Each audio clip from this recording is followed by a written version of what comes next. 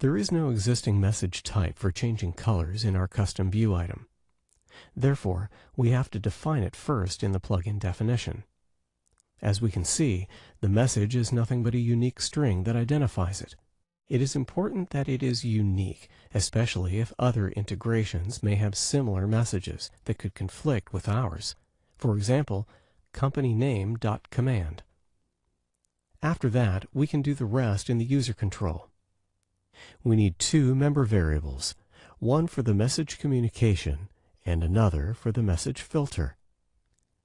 Then we start the message communication manager and create the message filter that we are interested in. We do that in the Setup Application Event Listeners method.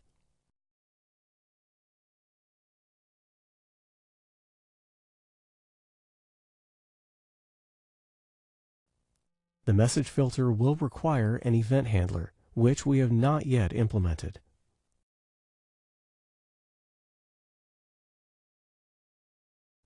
Before doing that, we make sure that we unregister the message filters when closing the plugin.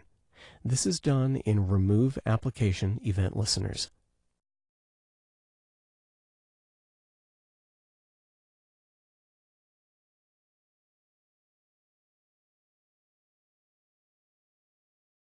Now we can create the event handler.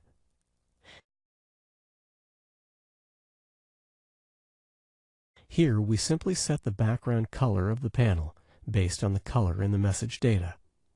Now that the message receiving part is done, we only need to implement the sending of it.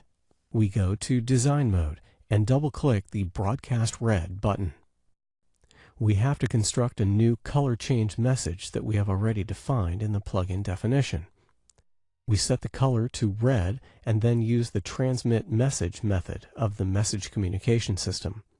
That will send it to the event server, which will notify all registered receivers, including us. We'll repeat the process for the other button.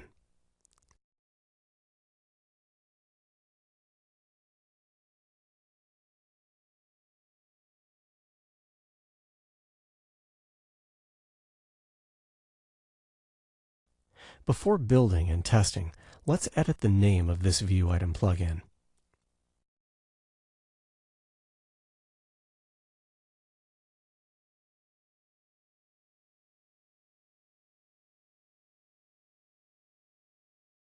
Finally, let's go to our Workspace plugin and insert our color messaging view item to it. This is very simple. The template has already created another view item called Workspace View Item. We remove the Workspace part and it will then use our color messaging plugin.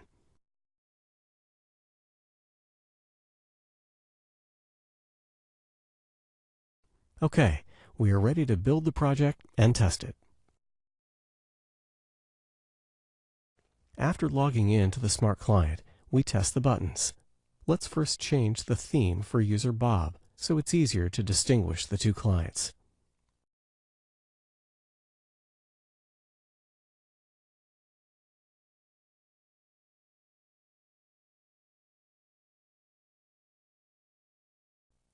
As we can see, the broadcast buttons indeed send a message that another Smart Client instance can react to, but the local buttons do not.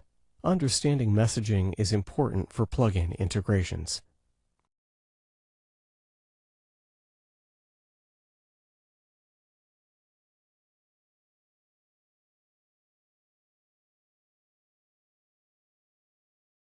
Let's go to the Workspace plugin.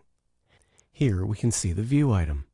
The messaging works the same regardless of where the view item is located.